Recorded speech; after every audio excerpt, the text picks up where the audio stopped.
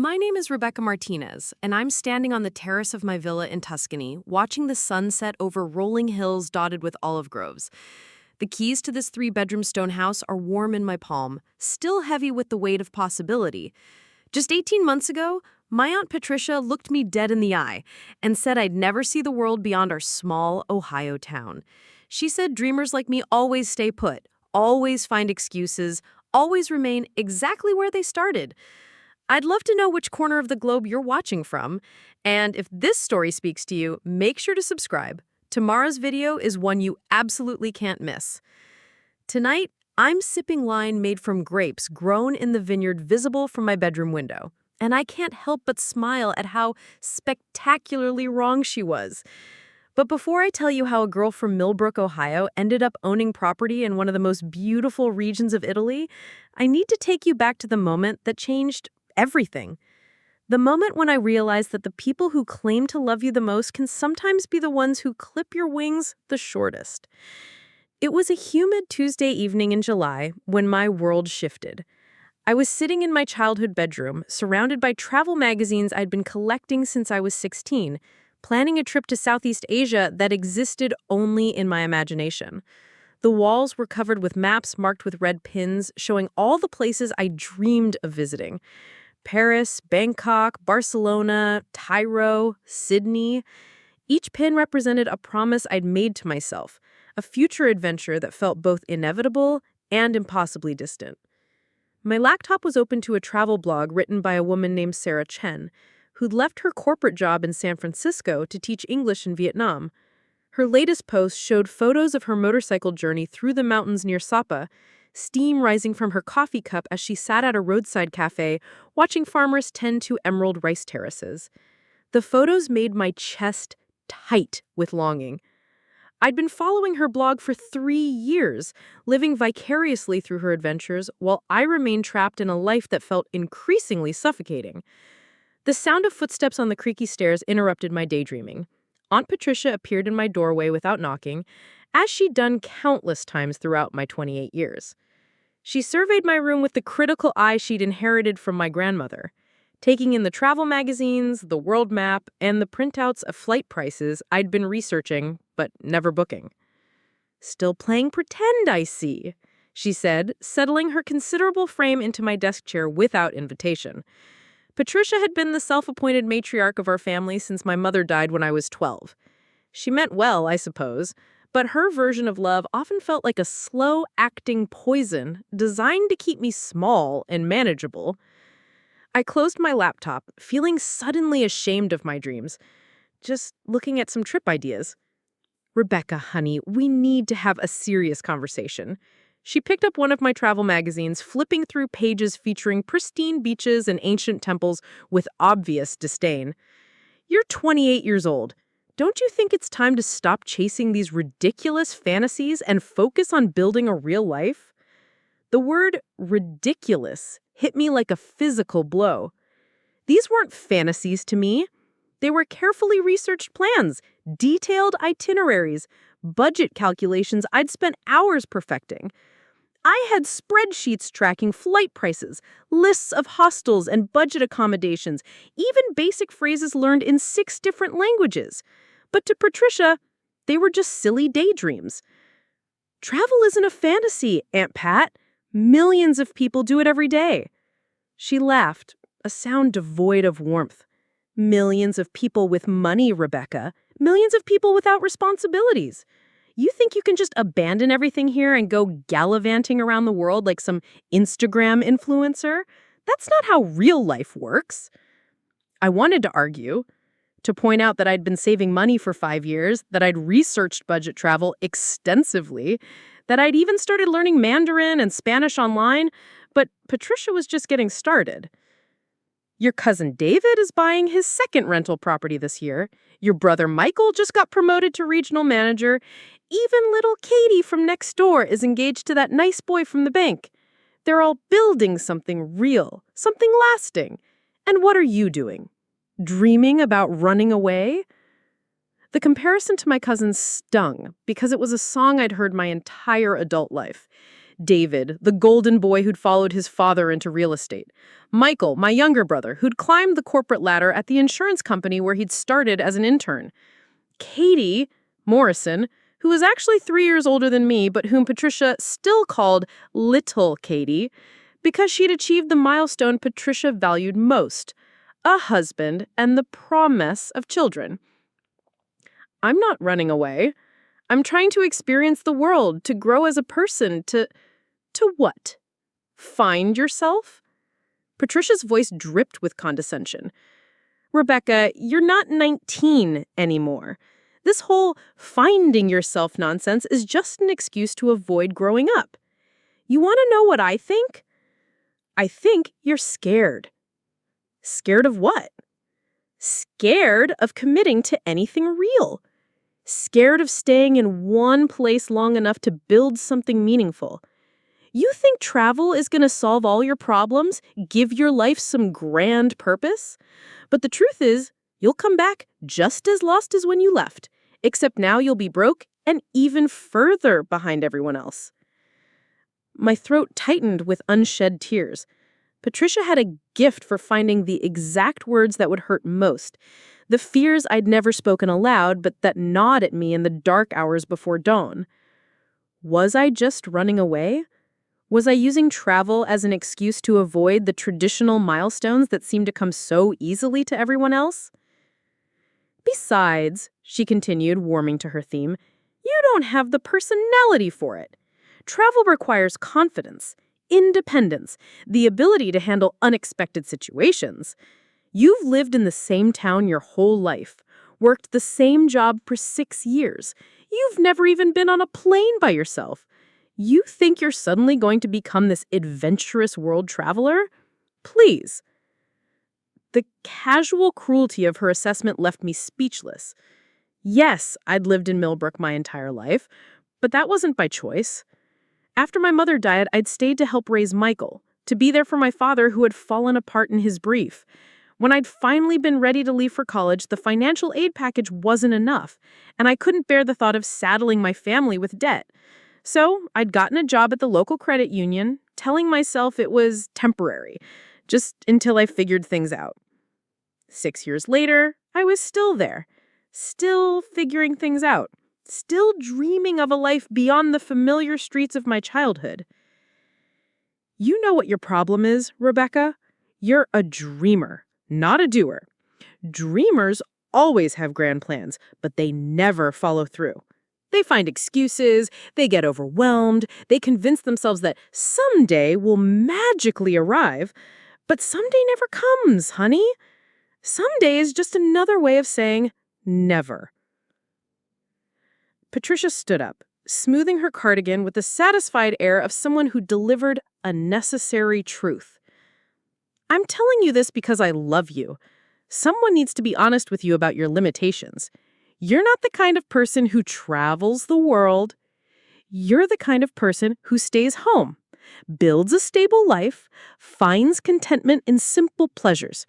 There's nothing wrong with that, but you need to accept it. She paused at my bedroom door, delivering her final blow with surgical precision. Mark my words, Rebecca Martinez. You'll never travel beyond the state line, let alone buy property in some foreign country.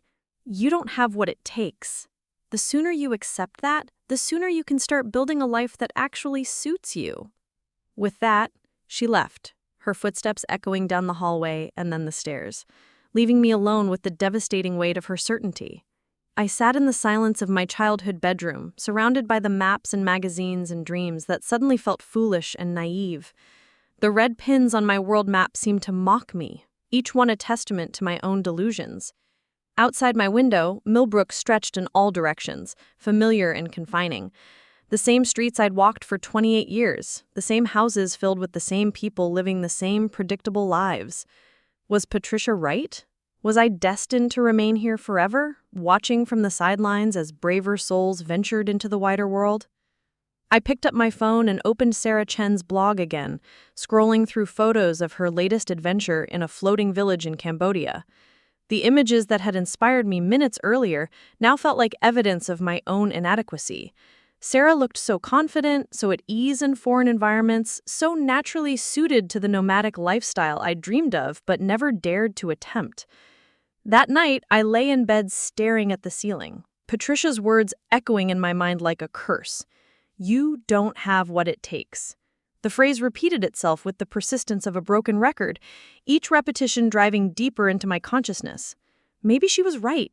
Maybe I was fooling myself, clinging to teenage dreams that should have been abandoned years ago. The next morning, I went to work at Millbrook Credit Union with a heaviness in my chest that felt permanent.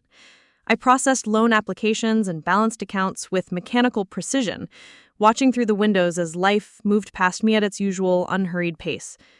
Mrs. Henderson came in to deposit her Social Security check, just as she had every month for the 6 years I'd worked there.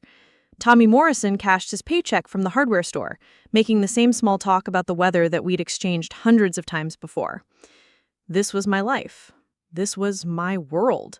And according to Patricia, this was all I was capable of handling. But as I sat at my desk that Tuesday morning, something unexpected began to bloom in the space where Patricia's cruelty had tried to plant doubt. It started small, just a tiny flicker of defiance, but it grew stronger with each passing hour.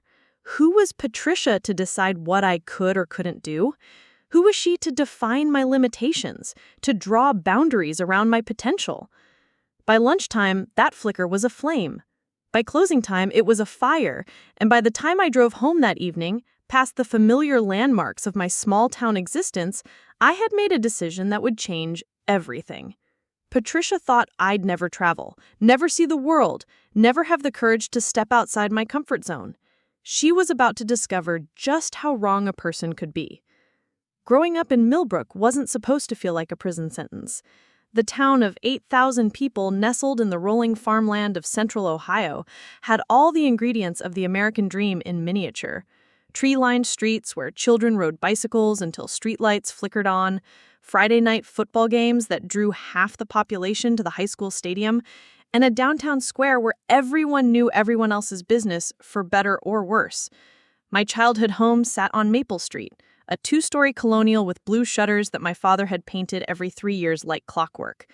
The front porch wrapped around 2 sides of the house, furnished with a swing where my mother used to sit, shelling peas in the summer while she watched Michael and me play in the yard. Those were the golden years, before loss carved our family into something smaller and more fragile. A lot of love and effort went into bringing this story to life. If you're enjoying it, we'd be so grateful if you'd subscribe to our channel. Now, back to where we left off. My mother, Carmen Martinez, had been the dreamer in our family. She'd grown up in New Mexico, the daughter of a high school Spanish teacher and a man who repaired farm equipment. When she was 22, fresh out of college with a degree in elementary education, she'd taken a Greyhound bus to visit a friend in Chicago. That's where she met my father, James Martinez, at a Cubs game where he was visiting with his college roommate. Carmen used to tell me how she'd planned to teach English in South Korea after graduation, how she'd saved money from her campus job and researched teaching programs that would allow her to explore Asia. But then came the whirlwind romance with my father, a steady man who worked in agricultural insurance and promised her a secure life in his hometown. Love won over adventure, as it often does, and Carmen found herself in Millbrook, pregnant with me at 24, her passport unused in the bottom of her jewelry box. She never spoke of this as a sacrifice, but I sensed the weight of unfulfilled wanderlust in the way she'd linger over National Geographic magazines at the library, or how her eyes would light up when she watched travel documentaries on PBS. Carmen channeled her adventurous spirit into smaller expeditions, driving Michael and me to state parks where we'd hike trails and identify wildflowers, or taking us to ethnic restaurants in Columbus where she'd order dishes she'd researched but never tasted in their countries of origin. "The world is so much bigger than what we can see from here, Rebecca," she'd tell me as we drove through the Ohio countryside, fields of corn stretching to the horizon in every direction. "Promise me you'll remember that. Promise me you won't let anyone convince you that this is all there is." I was 12 when Carmen was diagnosed with ovarian cancer. The disease moved through her body with ruthless efficiency, stealing her energy first, then her hope, and finally her life in the span of 18 months. During her final weeks, when the morphine made her thoughts drift like clouds, she'd sometimes mistake me for a friend from her college years and tell me stories about the places she'd planned to visit. Morocco, where she wanted to ride camels in the Sahara, Thailand, where she dreamed of floating through limestone caves, Scotland, where she hoped to trace our family's genealogy through ancient castles and misty highlands. After the funeral, our house settled into a different rhythm. My father, devastated by grief, threw himself into work with an intensity that kept him away from home for 12-hour stretches. Michael, 3 years younger than me, retreated into video games and the comfortable predictability of statistics and sports scores. And I became the keeper of household routines, learning to grocery shop and cook dinner and forge my father's signature on school permission slips. Patricia, my father's sister, swept into our lives during this period with the force of a well-intentioned hurricane. She'd never married, dedicating herself instead to a career in banking that had made her financially comfortable and socially prominent in her own small town 30 miles away. Patricia believed in practical solutions to emotional problems. Grief was something to be managed efficiently, like a budget or a work schedule. Children need structure, she denounced, arriving at our house with color-coded calendars and meal planning charts. They need to understand that life goes on, that responsibilities don't disappear just because we're sad. Patricia meant well, but her version of stability felt like a cage. She discouraged what she called dwelling on the past, which meant my mother's travel books and National Geographic magazines were quietly donated to the library.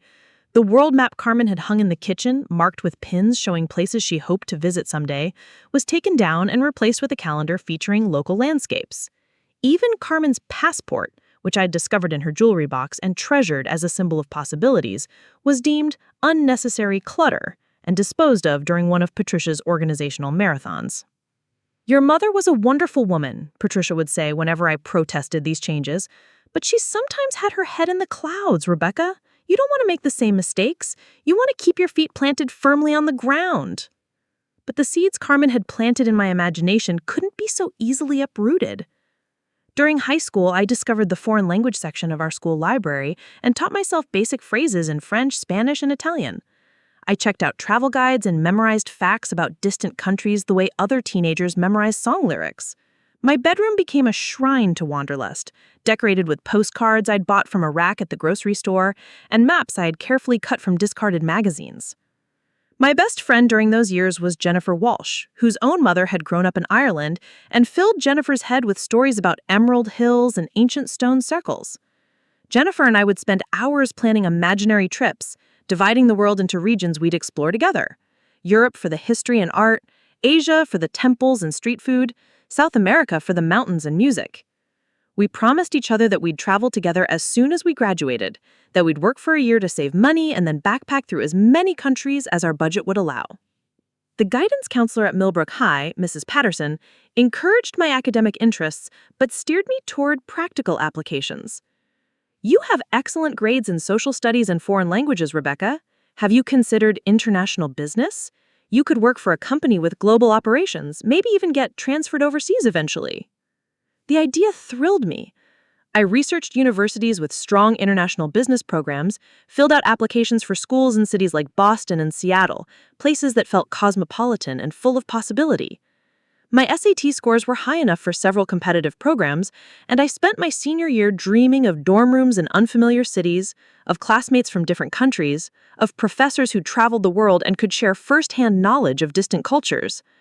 But dreams, I learned, are fragile things when they collide with financial reality.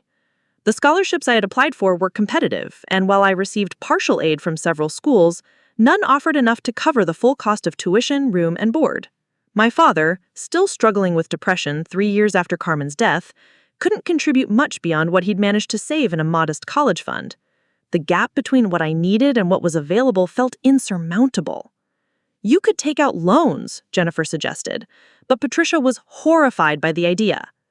"Debt is a chain around your neck," she declared during one of our family financial planning sessions, "especially for something as impractical as international business. What happens if you can't find a job? What happens if the economy takes a downturn? You'll be stuck paying for an education that might not even lead to employment." Patricia had an alternative plan, one that made perfect sense from her pragmatic perspective. Millbrook Credit Union was expanding and looking for bright young people to train in their management program. The salary wasn't glamorous, but it was stable, with benefits and opportunities for advancement. I could live at home for a few years, save money, and attend community college part-time to earn a business degree at a fraction of the cost. It's the smart choice, Rebecca, she insisted. You'll have a steady income, no debt, and you'll be contributing to your community. Plus, you'll be close to family during a difficult time. Your father needs you, even if he doesn't say so. The weight of obligation settled on my shoulders like a heavy coat. My father had indeed struggled since Carmen's death, and Michael was only 15, still needing guidance and supervision. How could I leave them to chase dreams that might not even come true? How could I prioritize my own ambitions over my family's needs? Jennifer left for Ohio State that fall, her acceptance letter and financial aid package allowing her to escape Millbrook as I'd hoped to do. I watched her pack her belongings with a mixture of pride and envy, promising to visit, but knowing that our friendship would never be the same. She was moving forward into the future we'd planned together, while I remained frozen in the past. My first day at Millbrook Credit Union felt like a surrender. The building was small and beige, with fluorescent lighting that cast everything in a sickly yellow glow. My supervisor, Mrs. Henderson, was a kind woman in her 50s who'd worked there for 23 years and spoke about banking regulations with genuine enthusiasm. She showed me to a desk in the corner of the main floor, explaining my duties with patient detail. "You'll start with basic transactions," she said, "but we'll train you in loans and investments as you gain experience. This is a good place to build a career, Rebecca. We take care of our people here." The work itself wasn't difficult, but it felt like watching life through a window rather than living it. I processed deposits and withdrawals for neighbors I'd known since childhood, helped farmers apply for equipment loans, and calculated interest on savings accounts that grew by predictable increments year after year. The routine was comforting in its way, but it also felt like a slow form of suffocation. During my lunch breaks, I'd walk to the library and read travel blogs on the public computers, living vicariously through the adventures of strangers who'd found the courage I seemed to lack. I followed nomadic couples documenting their journey across South America, solo female travelers exploring Southeast Asia, and gap-year students teaching English in rural villages across Africa. Their photos and stories filled me with equal measures of inspiration and despair. At night, I'd return to my childhood bedroom and plan trips I couldn't afford to take. I researched budget airlines and hostels, calculated the cost of visas and vaccinations, and even went so far as to apply for a passport during my second year at the credit union. When it arrived in the mail, crisp and unused, I felt both hopeful and ridiculous. What was the point of having a passport if I was too afraid to use it? The years passed with the gentle monotony of small-town life. Michael graduated high school and started working at the insurance company where our father had eventually made partner. Jennifer graduated from college and moved to Portland, Oregon, where she worked for a sustainable fashion company and sent me photos of weekend trips to national parks I'd only seen in documentaries. My father began dating a kind widow named Susan, slowly emerging from the depression that had defined his 40s. By the time I turned 25, I realized I'd become exactly what Patricia had predicted, a permanent resident of Millbrook, building a stable, if unremarkable life within the confines of familiar geography. The dreams that had once felt urgent and necessary had faded to background noise, manageable disappointments that I'd learned to ignore rather than confront. But dreams, I would discover, have a way of refusing to die completely. They hibernate in the spaces between contentment and restlessness, waiting for the right moment to resurface with renewed intensity. Mine had been sleeping for years, gathering strength in the darkness, preparing for the moment when Patricia's crushing words would finally wake them from their long slumber. The years between 25 and 28 move like molasses, each day blending into the next with the suffocating predictability of a life lived on autopilot. I had developed what I called the Millbrook Shuffle, a careful dance between resignation and restlessness that allowed me to function while slowly dying inside.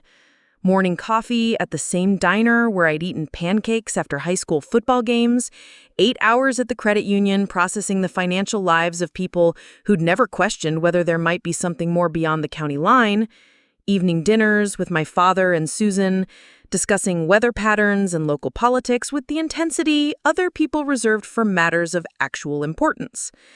The compromise I'd made with myself was insidious in its reasonableness. I wasn't giving up on travel entirely, I told myself.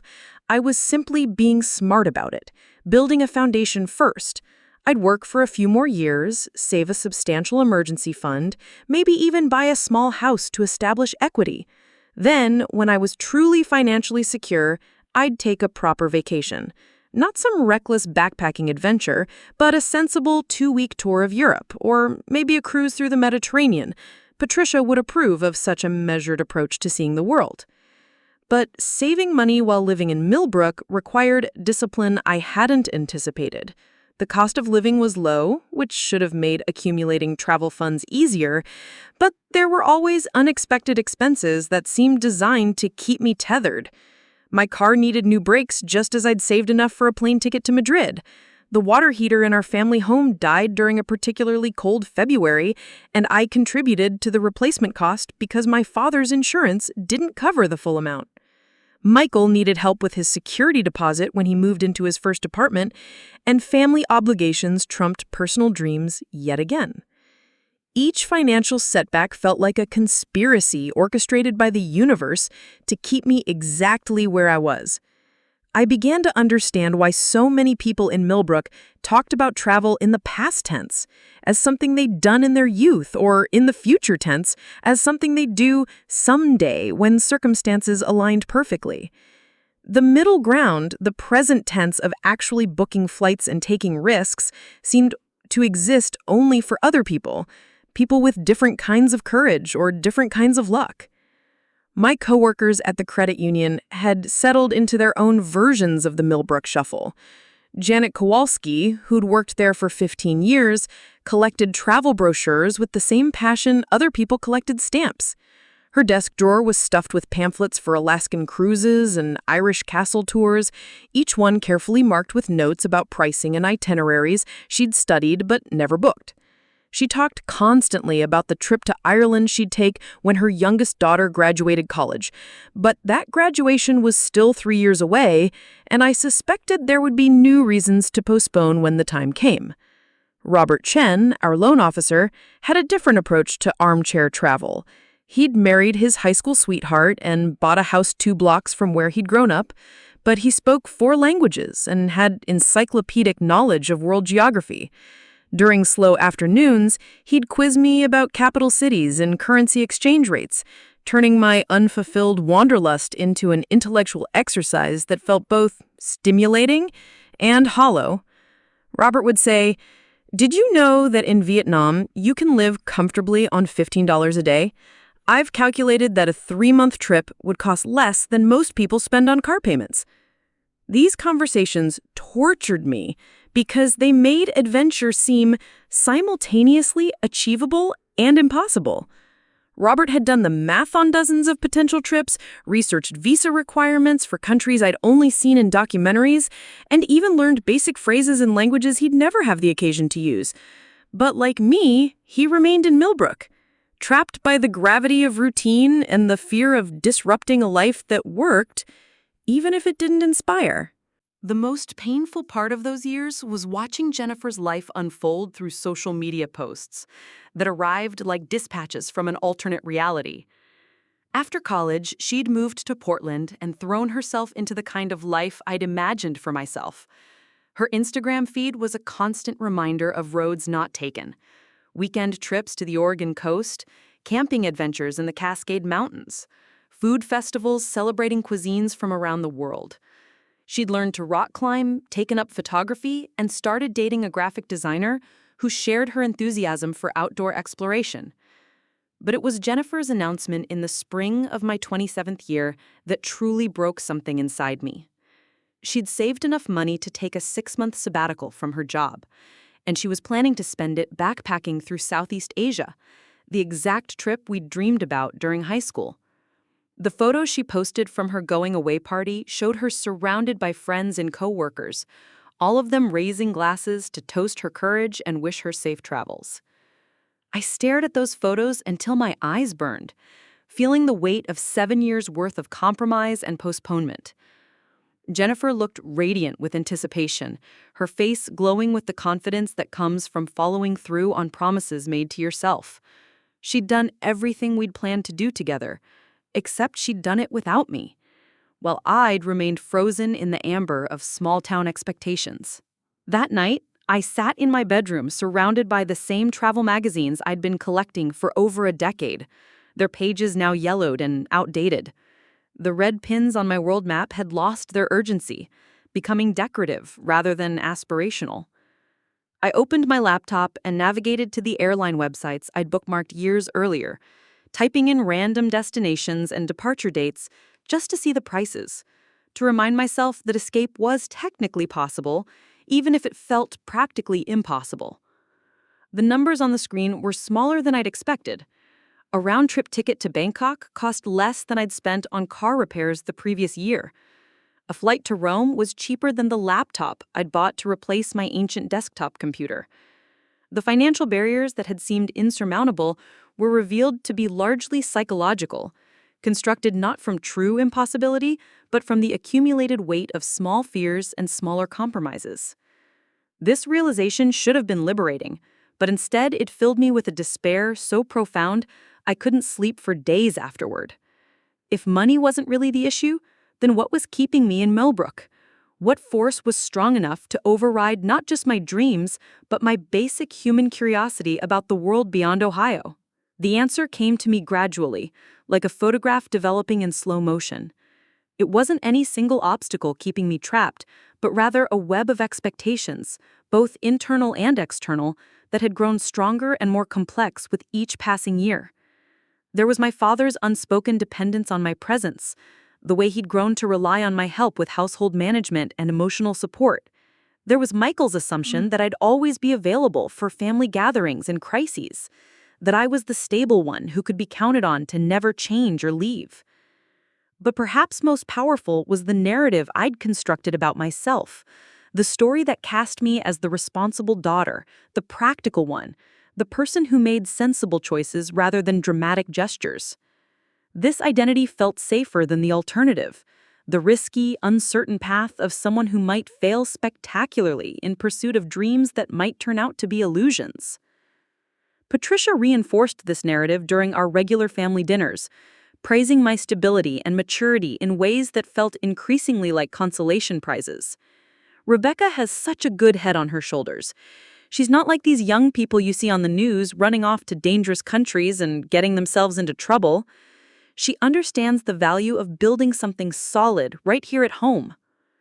These compliments felt like velvet shackles, soft enough to wear comfortably, but strong enough to keep me exactly where everyone expected me to stay.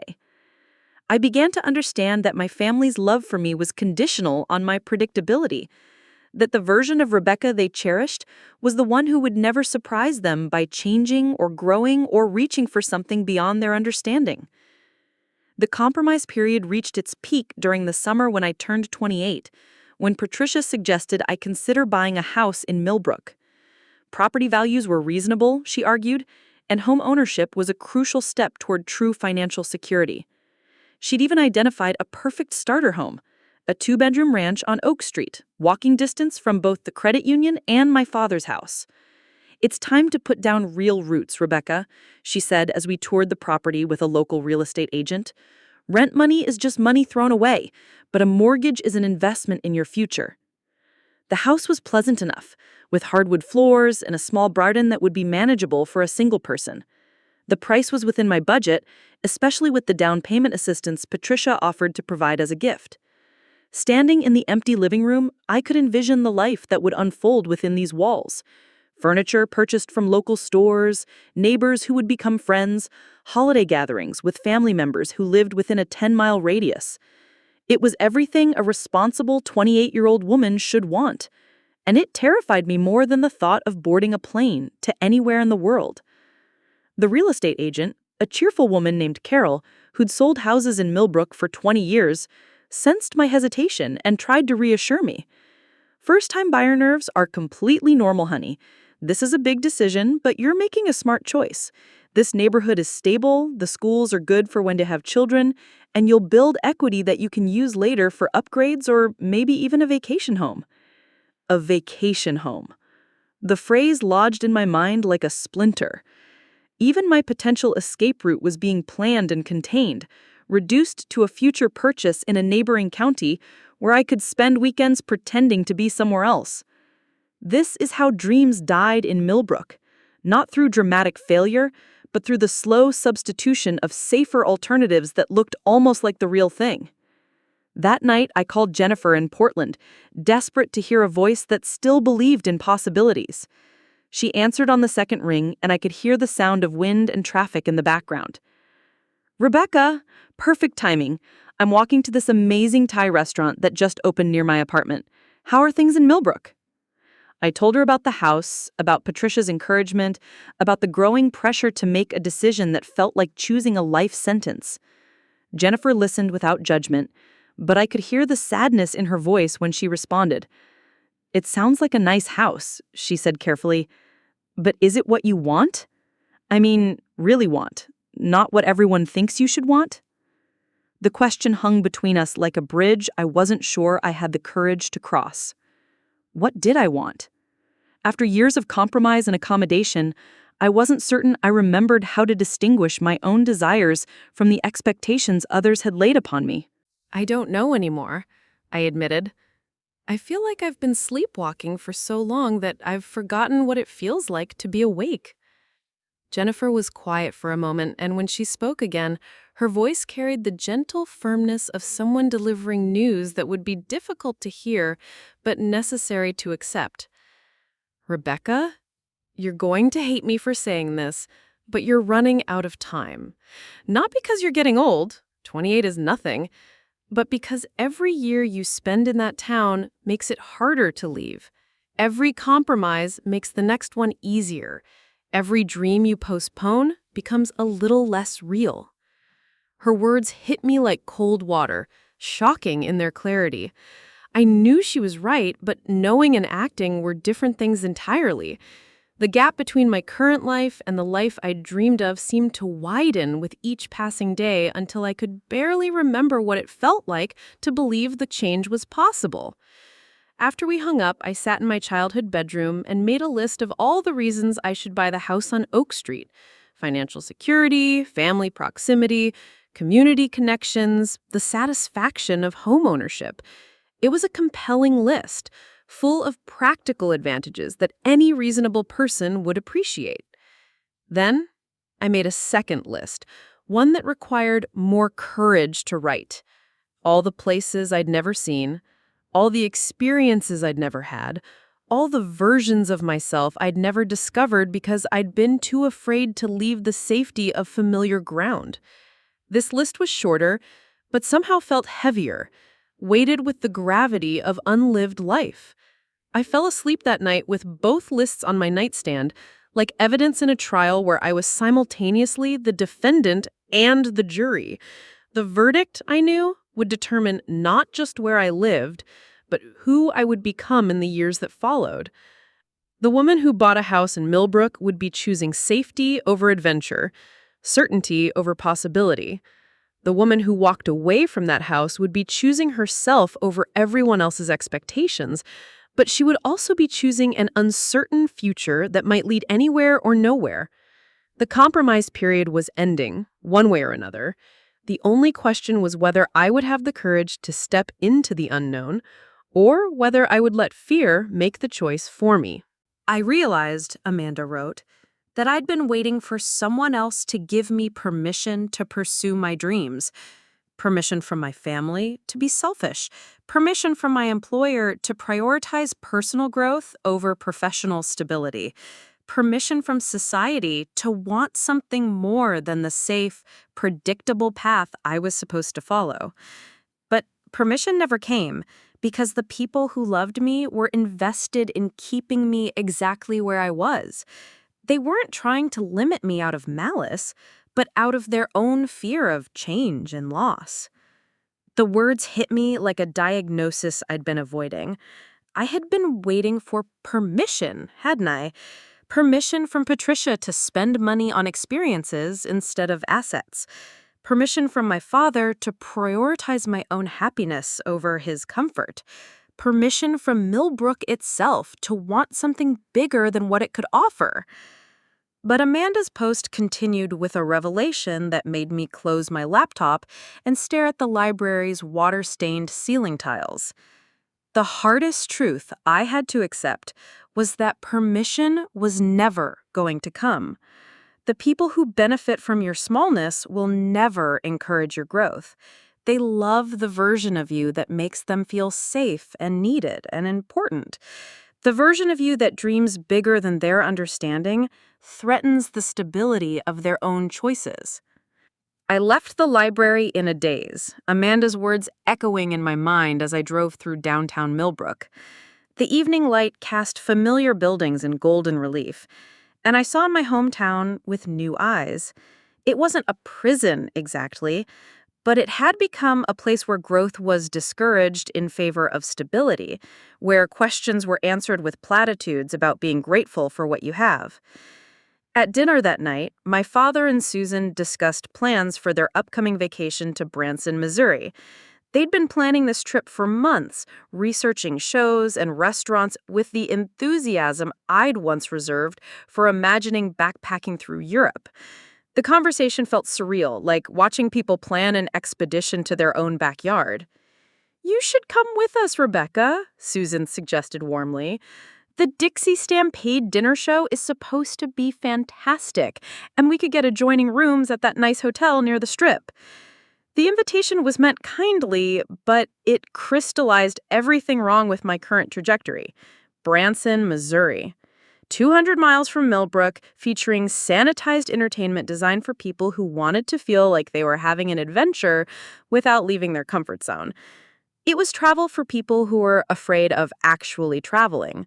Tourism packaged for consumption by those who preferred their experiences predictable and safe.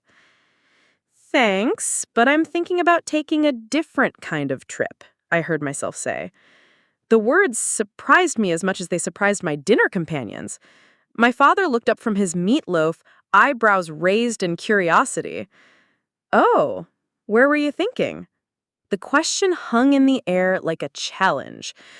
I could backtrack, mention something safe like Chicago or Nashville, destinations that would satisfy their need to see me expanding my horizons without actually threatening the status quo.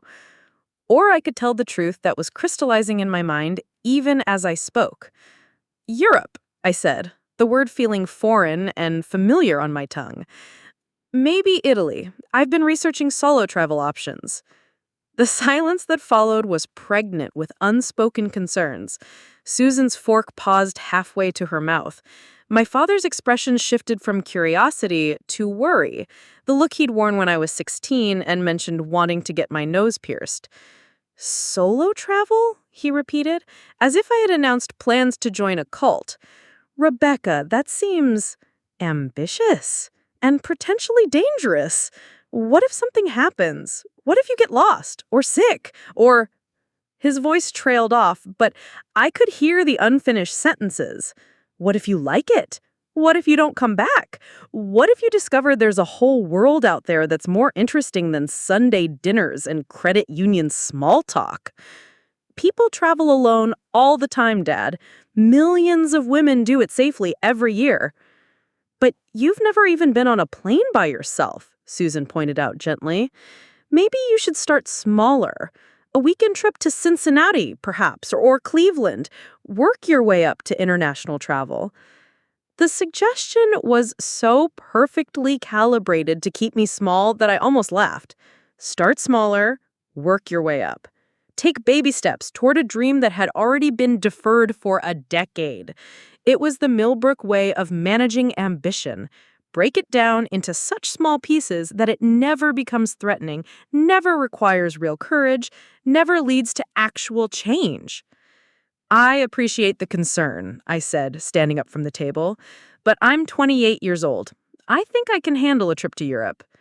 I excused myself and went upstairs, my heart pounding with the aftermath of what felt like a small rebellion. In my room, I opened my laptop and began researching flights to Rome with the focus of someone planning a military operation. Departure dates, airline options, travel insurance, visa requirements for U.S. citizens. Each detail I investigated made the trip feel more real and more possible. The next morning brought a phone call from Patricia, which meant my father had wasted no time sharing news of my ambitious travel plans. Her voice carried the patient tone she used when discussing my more impractical impulses. Rebecca, honey, your father mentioned you're thinking about taking a trip to Europe. I think that's wonderful, but I hope you're being realistic about the planning involved. I'm researching everything carefully, I said, which was true. Good, good. But international travel is quite different from domestic travel. There are so many things that can go wrong. Language barriers, cultural differences, different safety standards, and the expense. Even a modest trip to Europe can cost thousands of dollars. I'd already looked up the numbers. A 2-week trip to Italy, staying in modest accommodations and eating reasonably, would cost less than the down payment on the house she'd been encouraging me to buy. But Patricia wasn't really concerned about money, she was concerned about control. I've saved enough for a nice trip, I said, surprised by the steadiness of my own voice. But what about your future, Rebecca? What about building equity, establishing roots? You could put that money toward a house down payment instead. Travel is temporary, but property is an investment that lasts. There it was, the fundamental difference in our worldviews laid bare. To Patricia, money spent on experiences was money wasted, resources that should be channeled toward tangible assets that would appreciate over time. To me, increasingly, the opposite felt true. The house would tie me to Millbrook permanently, while travel might reveal possibilities I couldn't even imagine from my current vantage point. Maybe I don't want to establish roots here, I said, the words coming out before I could stop them. The silence on Patricia's end was so complete, I wondered if the call had dropped. When she finally spoke, her voice carried a chill I'd rarely heard directed at me. Rebecca Martinez, you listen to me carefully. You're having some kind of quarter-life crisis, which is normal, but you're about to make decisions you'll regret for the rest of your life. Travel is a luxury for people who have already built something solid. You can't just run away from responsibility because you're bored or restless. I'm not running away. I'm running towards something. Toward what? Some fantasy about finding yourself in a foreign country? That's not how real life works, honey. Real life is about commitment, about building something meaningful where you are. Your mother understood that. She chose family over wanderlust, and she never regretted it. The mention of my mother was a low blow, designed to trigger guilt and compliance. But instead of the intended effect, it crystallized my resolve. My mother had chosen family over adventure, and while I respected that choice, I couldn't honor her memory by repeating her sacrifices. Carmen had planted seeds of wanderlust in my imagination precisely because she wanted me to have the opportunities she'd given up. My mother also told me the world was bigger than what we could see from here. She made me promise not to let anyone convince me this was all there is. After I hung up, I sat in the profound silence of my childhood bedroom and realized something had shifted irrevocably. The conversation with Patricia had forced me to articulate feelings I'd been avoiding, to defend dreams I'd been protecting through secrecy. There was no going back to the careful neutrality I'd maintained for years, no returning to the comfortable fiction that I was simply postponing adventure, rather than abandoning it entirely. The lines had been drawn. On one side stood the life everyone expected me to live. Safe, predictable, circumscribed by the boundaries of other people's comfort zones. On the other side lay the vast unknown of possibility, terrifying and exhilarating in equal measure. For the first time in my adult life, I knew which side I wanted to be on. The 3 weeks following my conversation with Patricia felt like living in a pressure cooker. Every family interaction carried an undercurrent of tension, unspoken concerns hovering beneath forced normalcy. My father watched me with the careful attention of someone monitoring a patient for signs of fever. Susan offered to help research safe European tour groups with the gentle persistence of someone trying to talk a jumper off a ledge. Even Michael, normally oblivious to family dynamics, sensed something was brewing and kept asking if everything was okay. But it was Patricia who orchestrated the intervention that would become our final confrontation. She arrived at our house on a Saturday morning in mid-October, armed with real estate listings and a folder full of financial projections. I was in the kitchen making coffee when she swept in like a hurricane disguised as a helpful relative. "I've been thinking about our conversation, Rebecca, and I realized I may have been too harsh. Your desire to travel isn't wrong, it's just misdirected." She spread papers across the kitchen table with the efficiency of a general planning a campaign. "So, I've come up with a compromise that will give you everything you want while still being responsible." The listings were for vacation properties within driving distance from Millbrook, a cabin on Lake Erie, a condo in the Smoky Mountains, a timeshare in Myrtle Beach. Each one came with detailed financial analysis showing monthly payments, maintenance costs, and projected appreciation over 10 years. "Think about it," Patricia continued, her voice warm with the satisfaction of someone who'd solved an impossible puzzle. "Instead of throwing money away on a trip to Europe that will be over in 2 weeks, you could own a piece of paradise right here in America. You could vacation there whenever you want, maybe even rent it out for extra income. It's travel and investment rolled into one." I stared at the glossy photographs of generic vacation properties, each one representing a different version of the same small dream. A cabin where I could spend weekends reading books I could read anywhere. A condo where I could eat restaurant food I could find in any mid-sized city. A timeshare where I could meet other middle-class Americans seeking sanitized adventure in familiar surroundings. "These aren't what I want, Patricia," I said. "But they're practical. They're smart. Rebecca, you can't just throw caution to the wind and expect everything to work out. Life requires planning, stability, commitment to building something real." My father and Susan entered the kitchen, drawn by the sound of Patricia's passionate advocacy. They examined the listings with polite interest, nodding at her explanations of equity and appreciation as if she were discussing the weather. "This one looks nice," Susan offered, pointing to a photo of a beachfront condo that could have been anywhere from Florida to California. "You could take long weekends there, really relax and unwind." The word relax triggered something sharp and painful in my chest. When had relaxation become the highest aspiration anyone could imagine for me? When had my dreams been reduced to the need for better rest and recuperation from a life that wasn't challenging enough to require either? I'm not running away. I'm running towards something. Toward what? Some fantasy about finding yourself in a foreign country? That's not how real life works, honey. Real life is about commitment, about building something meaningful where you are.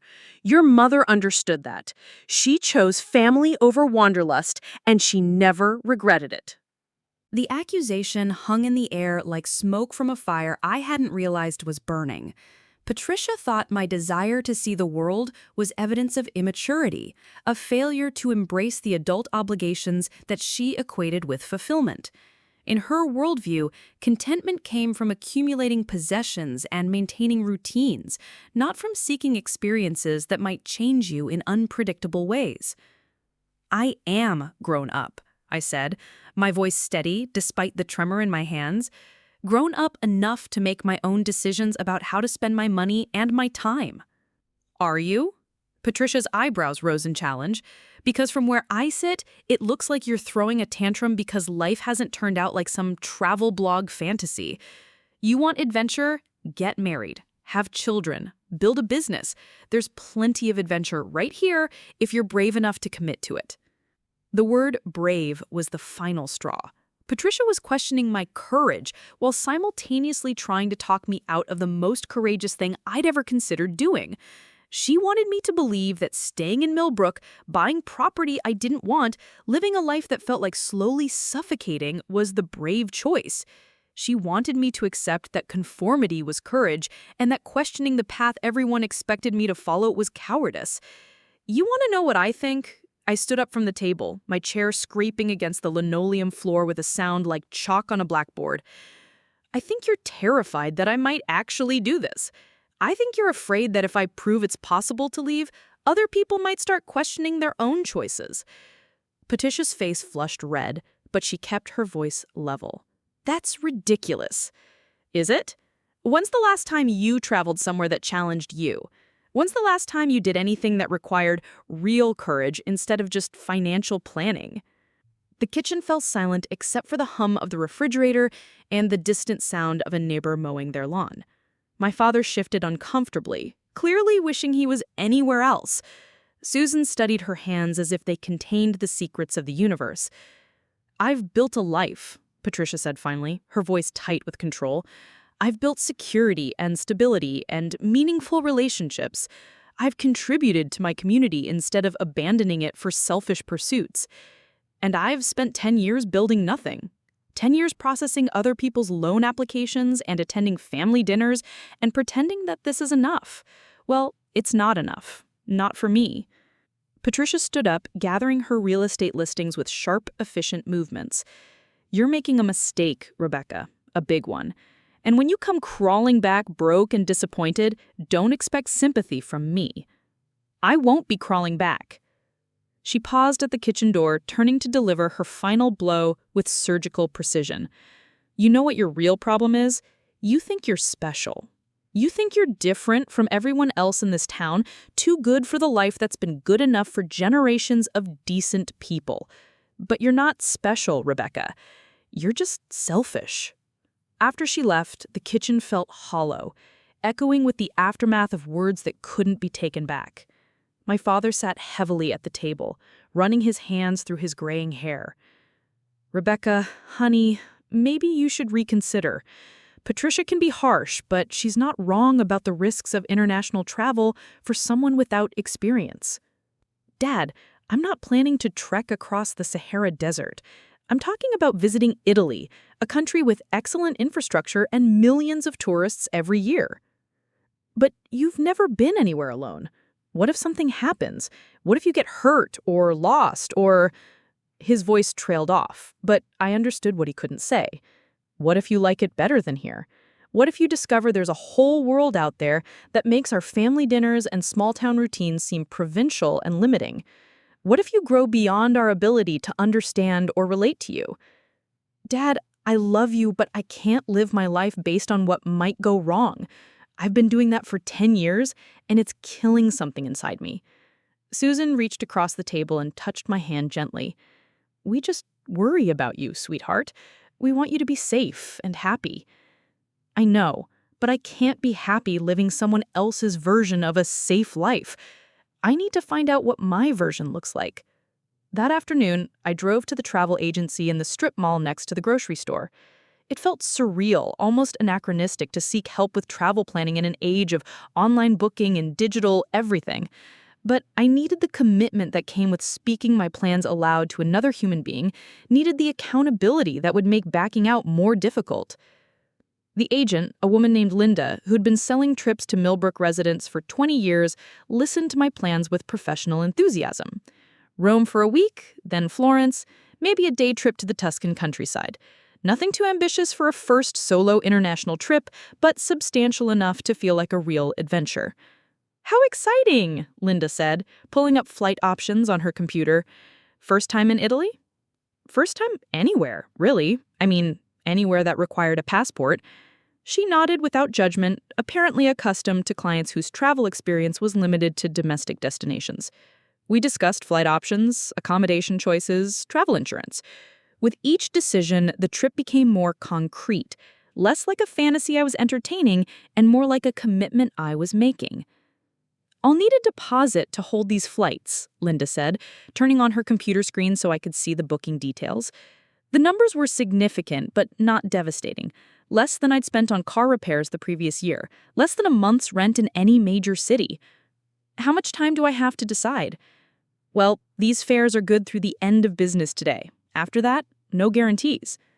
I stared at the screen, at the flight numbers and departure times that represented the difference between dreaming and doing. In 6 hours, the booking window would close, and I'd be back to researching trips I might take someday instead of confirming ones I would definitely take. My phone buzzed with a text from Patricia. "I hope you'll think carefully about our conversation today. Some mistakes can't be undone." The message was intended as a final attempt at deterrence, but it had the opposite effect. Patricia was right about one thing. Some mistakes couldn't be undone. But the mistake I was most afraid of wasn't booking a trip to Italy, it was allowing fear to make my decisions for me for the rest of my life. "Let's book it," I said, pulling out my credit card. Linda smiled and began entering my information, but my hands were shaking as I handed over the plastic rectangle that would transform my Italy trip from possibility to reality. With each keystroke, each field populated with my details, I felt something shift inside my chest. The scared, careful Rebecca who'd spent 10 years avoiding risk was being replaced by someone I barely recognized, a woman capable of buying plane tickets to places she'd never been, traveling alone to countries where she didn't speak the language. "Confirmation email should arrive within an hour," Linda said, handing me a folder full of itinerary details and travel tips. "You're going to have an amazing time." Walking back to my car, folder clutched in my hands like evidence of a crime I'd committed against my own limitations, I felt the weight of what I'd just done settling over me. I'd bought plane tickets to Rome. In 6 weeks, I would board a flight that would carry me further from home than I'd ever been, into experiences I couldn't predict or control. For the first time in my adult life, I had no idea what would happen next. And instead of terrifying me, that uncertainty felt like the most beautiful gift I'd ever given myself. The war with my family was about to begin in earnest, but I was no longer fighting from a position of weakness. I had skin in the game now, money invested in my own courage. Whatever happened next, I would face it as someone who'd proven to herself that bold action was possible, even for a woman from Millbrook, Ohio, who'd spent too many years listening to people tell her what she couldn't do. The breaking point had been reached, the confrontation was over, now came the hard part, following through on the promise I'd made to myself, regardless of who tried to stop me.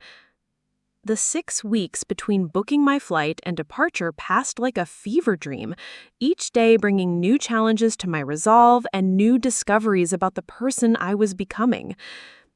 The confirmation email from the travel agency had been both a victory celebration and the declaration of war.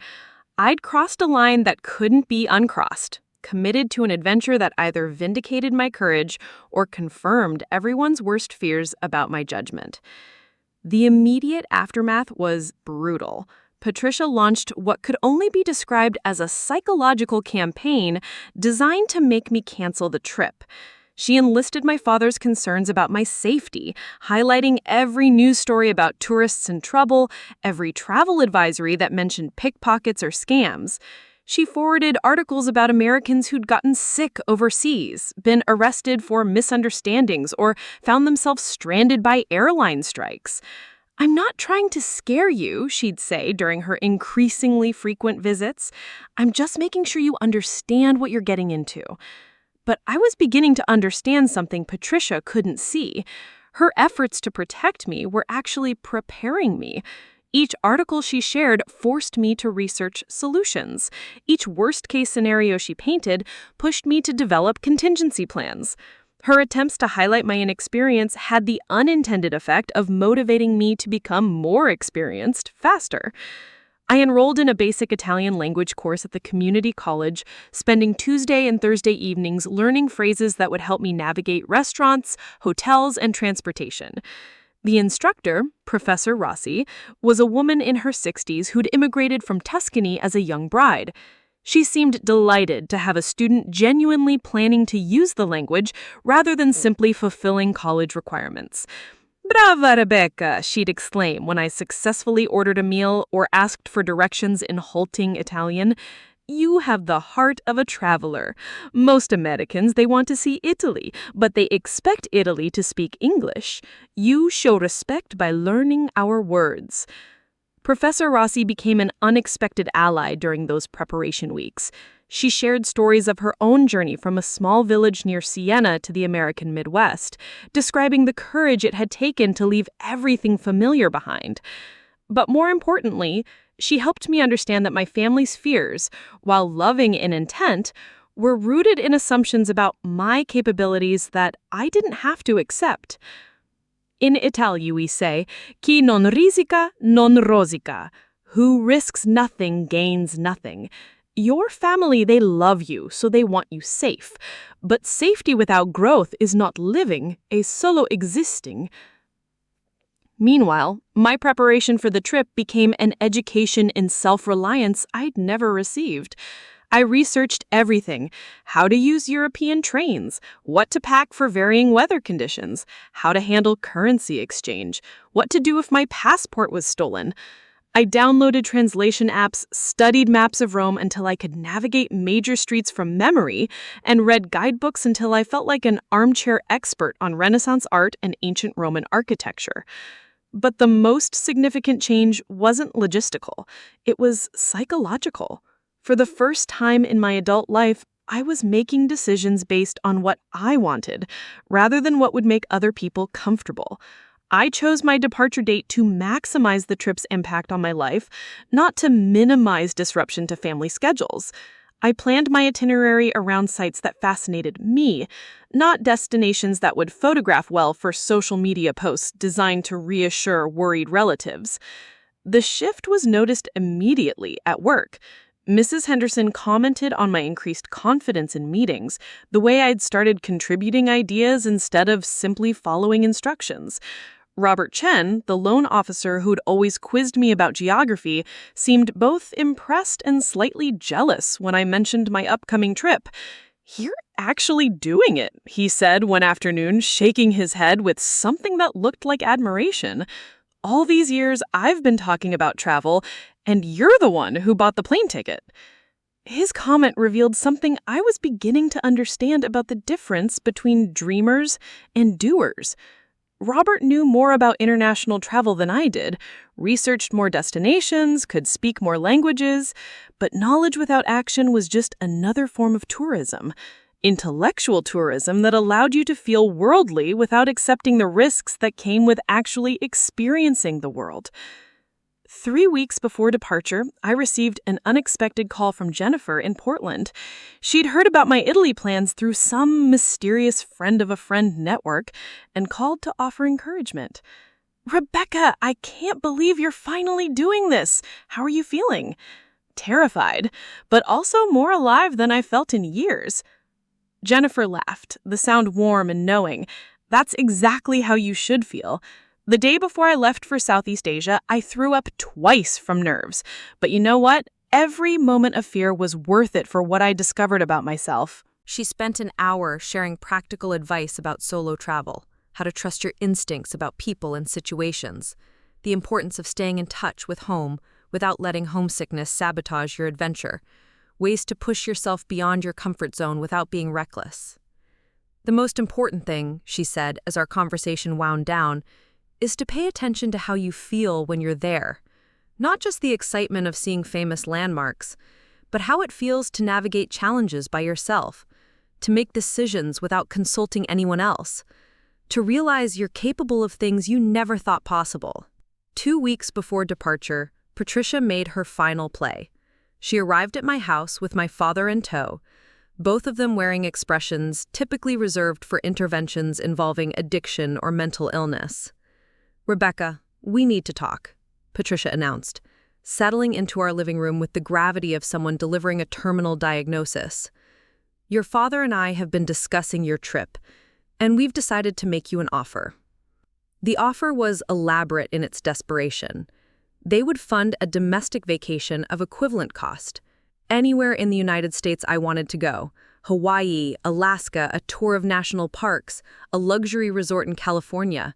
I could even bring a friend, extend the trip to 3 weeks, upgrade to first-class accommodations. All I had to do was cancel Italy. "Think about it rationally," Patricia urged. "You could have an amazing vacation without any of the risks or complications of international travel. You'd see incredible sights, relax completely, and come home refreshed instead of stressed." I listened to their pitch with the detached interest of someone watching a performance. They meant well, but they fundamentally misunderstood what I was seeking. I wasn't running away from stress. I was running toward growth. I wasn't trying to escape my life. I was trying to expand it beyond the boundaries other people had drawn around my possibilities. "I appreciate the offer," I said when they finished, "but I'm not looking for a vacation. I'm looking for an experience that will change me. Seeing the Grand Canyon or lying on a beach in Hawaii might be beautiful, but it won't challenge me to become someone new." "But why do you need to become someone new?" my father asked, his voice heavy with confusion and hurt. "What's wrong with who you are now?" The question pierced something deep inside me, revealing the fundamental gulf between their love and my needs. They loved Rebecca, who made safe choices, who prioritized family comfort over personal growth, who could be counted on to remain essentially unchanged year after year. They couldn't understand that Rebecca was suffocating, that loving someone sometimes meant supporting their growth, even when that growth took them into unfamiliar territory. "There's nothing wrong with who I am," I said gently, "but there's everything wrong with who I'm not allowed to become." The week before departure, something unexpected happened. The resistance I'd encountered for months began to soften, not because anyone had changed their minds about the wisdom of my trip, but because they realized I was actually going to do it regardless of their objections. My father helped me shop for a new suitcase, offering practical advice about luggage size and weight restrictions, with the resigned acceptance of someone who'd decided to support a decision he couldn't prevent. Susan researched travel insurance options, her natural caretaking instincts overriding her concerns about the trip itself. Even Michael, who had remained largely neutral throughout the family drama, surprised me with a going-away gift: a small travel journal bound in leather with my initials embossed on the cover. "For writing down all the stuff you see," he said awkwardly, the closest thing to emotional support he'd offered throughout the entire ordeal. The night before my departure, I sat in my childhood bedroom one last time, surrounded by suitcases and travel documents and the accumulated evidence of a life about to change directions. The room looked different now, like a place I'd outgrown rather than a sanctuary I was leaving behind. The travel magazines that had once represented impossible dreams were now outdated compared to the real itinerary in my carry-on bag. The world map on my wall would soon be marked with pins representing actual destinations rather than aspirational ones. I called Professor Rossi to thank her for the language lessons and the encouragement. "Ah, Rebecca," she said, her voice bright with excitement, "tomorrow you begin your real education. The classroom can teach you words, but Italy will teach you who you are when you must rely only on yourself." "I'm scared," I admitted. "Bene. Fear means you understand this is important. Fear means you're paying attention, but don't let fear decide for you. Let courage decide, and take fear along as a reminder to stay alert." The morning of departure dawned crisp and clear, the kind of October day that makes Ohio look like a postcard. My father drove me to the Columbus airport, our conversation carefully avoiding the magnitude of what was happening. We talked about weather forecasts and flight delays, and the importance of keeping my passport secure, dancing around the emotional reality that his daughter was about to disappear into a world he couldn't protect her from. At the departure gate, he hugged me longer than usual, his arms tight with the accumulated worry of weeks. "Promise me you'll be careful," he whispered. "I promise I'll be smart, but I can't promise to be careful. Careful is what got me stuck in the same place for 10 years. He pulled back and looked at me with an expression I'd never seen before. Pride mixed with bewilderment, love complicated by the recognition that I was becoming someone he didn't fully understand. Your mother would be proud, terrified, but proud. As my flight was called for boarding, I felt the last threads connecting me to my old life beginning to stretch and loosen. In 12 hours, I would wake up in Rome, in a country where I knew no one, spoke the language imperfectly, and had no safety net beyond my own resourcefulness. It was the most frightening prospect I'd ever faced, and simultaneously the most exhilarating. Walking down the jetway toward the plane, I thought about Amanda Rodriguez's blog post that had helped crystallize my decision. The day I stopped asking permission to live my life. That day had arrived, and I was finally ready to claim it. The transformation wasn't complete. It was just beginning. But already, somewhere over the Atlantic Ocean, I could feel the scared, small-town Rebecca who'd processed loan applications and attended family dinners and dreamed of adventure being replaced by someone braver, someone willing to risk comfort for growth, someone finally ready to discover what lay beyond the carefully drawn boundaries of other people's expectations. Italy was waiting. And more importantly, the version of myself I'd been afraid to become was waiting too. Rome hit me like a revelation wrapped in chaos. The moment I stepped off the plane at Fiumicino Airport, exhausted from the overnight flight but electric with possibility, I knew something fundamental had shifted in my relationship with the world. The cacophony of Italian voices, the unfamiliar sense of espresso and cigarettes, the confident way Romans navigated their ancient city, everything felt simultaneously foreign and like coming home to a version of myself I'd never met. The first week was a masterclass in resilience I hadn't known I needed. My carefully researched plans crumbled within hours of arrival when I discovered that the small hotel I'd booked in Trastevere had given away my room due to a booking system error. Instead of the panic Patricia had predicted would overwhelm me, I felt an unexpected surge of determination. This was exactly the kind of challenge I'd come here to face. Using my rudimentary Italian and aggressive gesturing, I managed to secure a room at a family-run pensione near the Pantheon. The elderly proprietor, Signora Benedetti, spoke no English, but her warmth transcended language barriers. She handed me keys to a tiny room on the 4th floor and patted my cheek with maternal affection, as if blessing my solo adventure. That first night, lying in a narrow bed listening to the sounds of Roman nightlife filtering through ancient windows, I called my father to confirm I'd arrived safely. His relief was audible across the ocean. "How is it? Are you okay? Do you feel safe?" "Dad, it's incredible. Different from anything I imagined, but incredible." "And you can communicate? You're not lost or confused?" I looked around my small room with its worn wooden floors and faded frescoes, then out the window at medieval streets illuminated by streetlights that cast everything in golden warmth. Lost? I'd never felt more found in my life. "I'm exactly where I'm supposed to be," I told him, and meant it completely.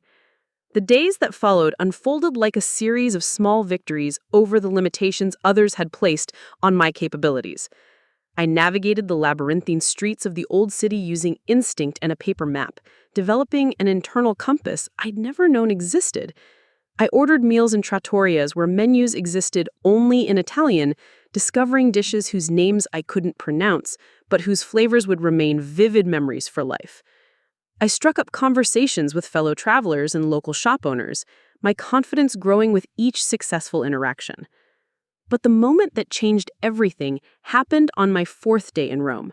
I was sitting in a cafe near the Spanish Steps, sketching the fountain and watching the eternal theater of Roman street life, when I overheard 2 American women at the next table discussing property rentals in Tuscany.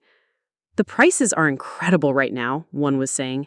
You can buy a farmhouse that needs renovation for less than a condo costs back home.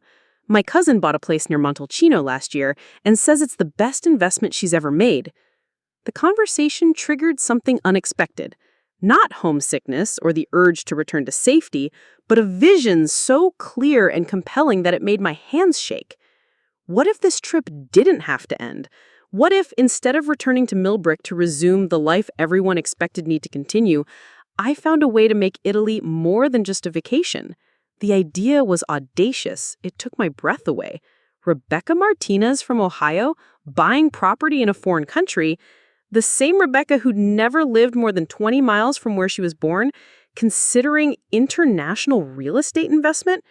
It was exactly the kind of impossible dream that Patricia would dismiss as further evidence of my impractical nature, which was precisely why I knew I had to investigate it. I spent the next 3 days researching Italian property laws, visa requirements for Americans wanting to establish residency, and the logistics of international money transfers. The more I learned, the more feasible the idea became. Italy welcomed foreign investment in rural properties, especially those requiring restoration that would preserve historical architecture.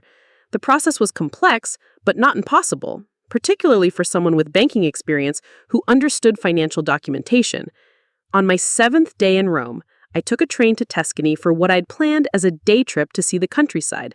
Instead, I found myself in the hillside town of Montefalco, famous for its wine and stunning views of the Umbrian Valley.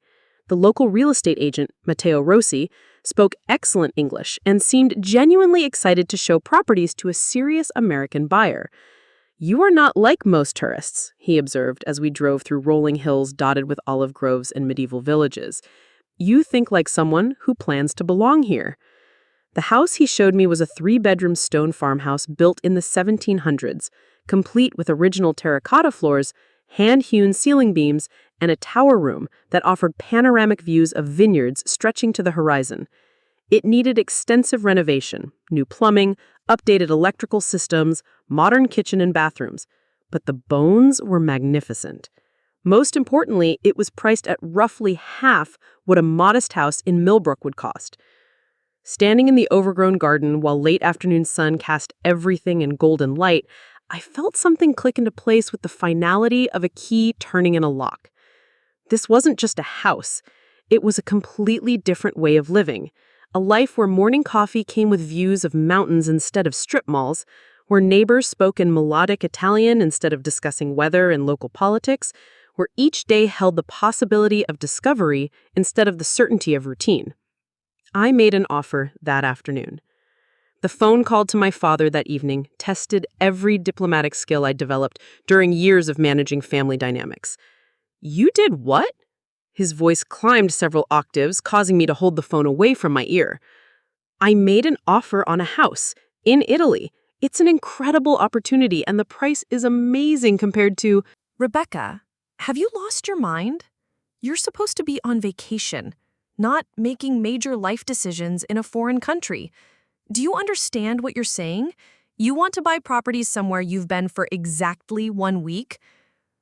I tried to explain the financial logic, the investment potential, the quality of life considerations that made the decision feel not just reasonable, but inevitable.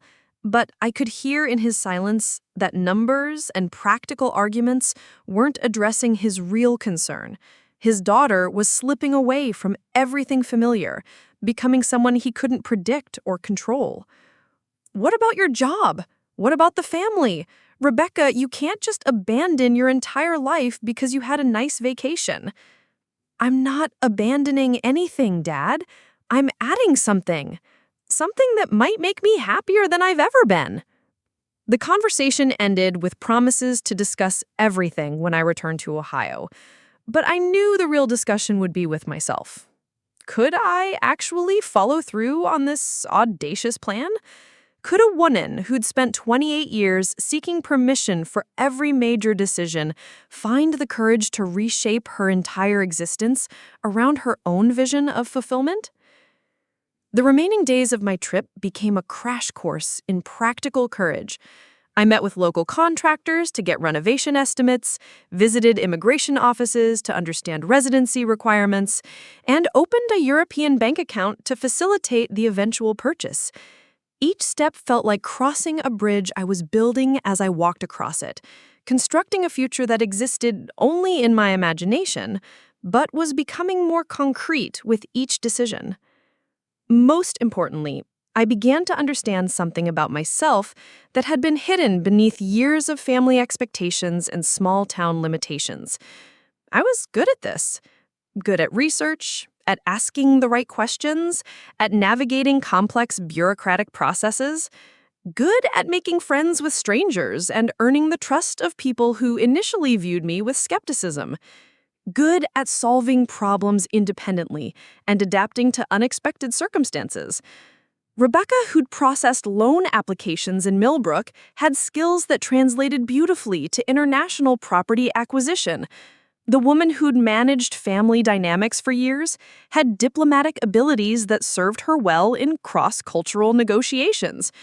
I wasn't just capable of this adventure, I was uniquely suited for it.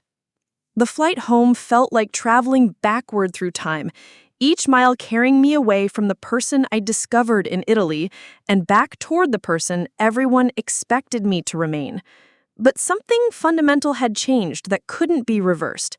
I'd tasted a version of myself that was bold and independent and fully alive, and no amount of family pressure could make me forget what that felt like. The homecoming was as difficult as I'd anticipated. Patricia was waiting in my father's living room when I arrived, armed with articles about Americans who lost money on foreign real estate schemes and statistics about the failure rate of expat ventures. She'd prepared for battle, but she was fighting someone who no longer shared her assumptions about risk and reward. Rebecca, I understand you had a wonderful vacation, but now it's time to be sensible about your future. This house idea is exactly the kind of impulsive decision that ruins people's lives. I sat across from her, jet-lagged but clear-headed, and realized something that would have been impossible to see before my trip. Patricia's opposition wasn't really about my best interests. It was about her need to be right about my limitations. My success would invalidate years of advice about staying small, playing safe, and accepting conventional wisdom about what was possible for someone like me. "I'm going to buy the house, Patricia," I said quietly. "I've already arranged financing, hired contractors, and applied for the necessary permits. I'm also taking a leave of absence from the credit union to oversee the renovations." The silence that followed was profound. My father stared at me as if I'd announced plans to join the space program. Patricia's mouth opened and closed without producing sound. Even Susan looked stunned by the transformation of the cautious young woman who left 6 weeks earlier into someone capable of international real estate investment. "This is madness," she finally managed. "You're throwing away everything you've built here for some fantasy about living in a foreign country. What happens when reality sets in? What happens when you realize you don't actually know how to live somewhere so different?" "Then I'll learn," I said simply. "The same way I learned to navigate Rome and order meals in Italian and negotiate with contractors. The same way I learned that I'm much more capable than anyone ever told me I was." The renovation process took 8 months, during which I split my time between Ohio and Italy, managing the project remotely and flying back every few weeks to oversee progress. Each trip reinforced my decision. Each challenge I successfully navigated, from disputes with contractors to navigating Italian bureaucracy, proved that Patricia had been wrong about my capabilities. But the most significant change wasn't in my practical skills. It was in my relationship with uncertainty. Rebecca, who left Millbrook, had needed detailed plans and guaranteed outcomes before taking any risk. Rebecca, who was renovating a 300-year-old house in rural Italy, had learned to embrace the unknown as a source of possibility rather than paralysis. The house was completed in early fall, exactly a year after my first trip to Italy. I moved in permanently that October, bringing with me 2 suitcases and a sense of anticipation about what each day might hold. The woman who once needed permission to travel beyond state lines was now a homeowner in a foreign country, fluent enough in Italian to argue with plumbers, and confident enough in her choices to build a life that existed nowhere in her family's imagination. The morning I woke up in my restored farmhouse for the first time as a permanent resident, I walked out onto the terrace with my coffee and looked over vineyards that stretched to mountains purple with dawn light. The woman who sat in that credit union processing other people's financial dreams now owned a piece of paradise that tourists came from the world to visit. The woman whose aunt had insisted she'd never travel now lived somewhere that required a passport just to come home for holidays. I thought about calling Patricia to share the view, to describe how it felt to prove so completely wrong about what was possible. But I realized vindication wasn't the point anymore.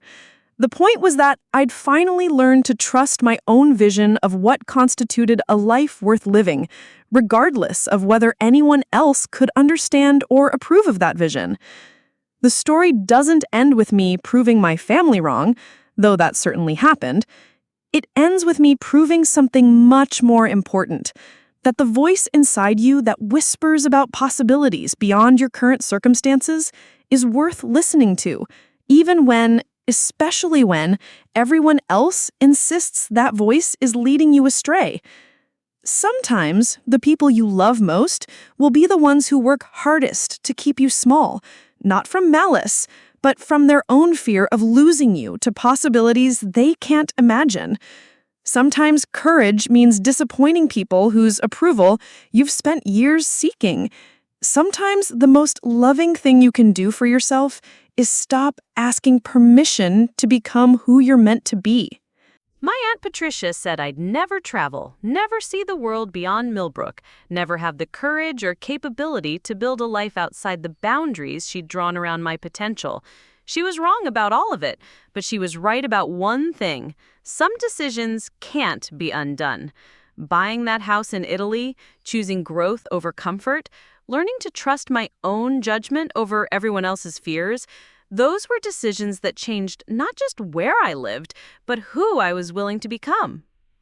If you're reading this from your own version of Millbrook, surrounded by your own versions of well-meaning people who insist you should be grateful for less than what you dream of, I want you to know something.